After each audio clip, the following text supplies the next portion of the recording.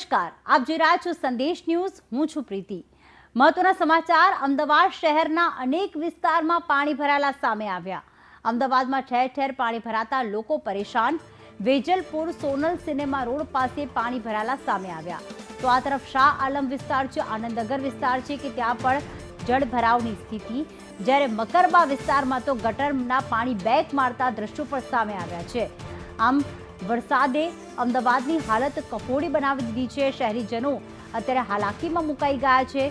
આમ તો જોવા જઈએ તો અત્યારે 80% અમદાવાદવાસીઓ જે નોકરી ધંધા રોજગાર બંધ હોવાના કારણે અત્યારે આ મુશ્કેલીથી બચી ગયા છે, પરંતુ જે લોકોને બહાર નીકળવું પડે છે તે લોકો ખૂબ જ મુશ્કેલીનો સામનો કરી રહ્યા છે।